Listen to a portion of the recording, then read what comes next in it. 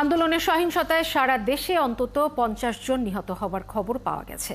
এর মধ্যে সিরাজগঞ্জে ১৩ জন পুলিশ সদস্য সহ ১৯ জন, নরসিংদীতে ৬ জন, ফেনীতে ৬ জন, মাগুরায় ৪ জন, পাবনায় ৩ জন, কিশোরগঞ্জে ৩ জন, মুন্সিগঞ্জে ৩ জন, রংপুরে ২ জন, কুমিল্লায় ২ জন, বগুড়ায় ২ জন, বরিশালে ২ জন, জয়পুরহাটে ১ জন এবং রাজধানী ঢাকায় ১ জন মারা গেছেন।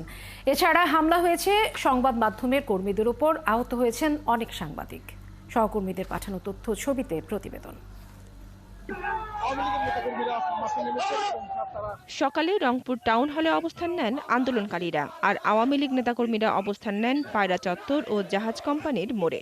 এক পর্যায়ে দুই পক্ষের মধ্যে ধাওয়া পাল্টা ধাওয়া শুরু হয়। এতে স্বেচ্ছাসেবক লীগ নেতা খসরু মিয়া সহ মারা যান ২ জন।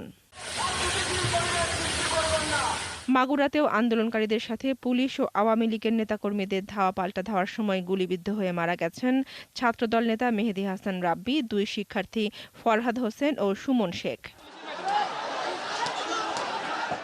মুন্সিগঞ্জ সুপার মার্কেট ও কৃষি ব্যাংক মোড় এলাকায় জড়ো হন আন্দোলনকারীরা। অন্যদিকে আওয়ামী লীগ ও এর অঙ্গ সংগঠনের কর্মীরা অবস্থান নেন সড়কে।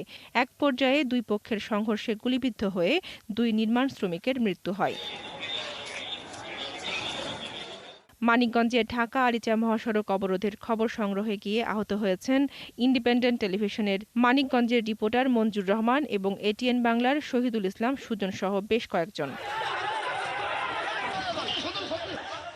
সিলেট ও পটুয়াখালীতে পেশাগত দায়িত্ব পালন করতে গিয়ে হামলার শিকার হয়েছেন ৭১ টিভির ২ সাংবাদিক হোসাইন আহমেদ সুজাত ও আহসানুল কবির রিপন।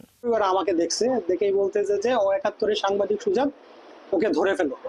ধরেই প্রায় ৩০ থেকে ৩৫ জন হামলাকারী তারা আমার উপরে সেই ঝাপটে পড়ে আমার মাথায় প্রচন্ড আঘাত করে, আমার এই যে হাতে ওইখানে মারে।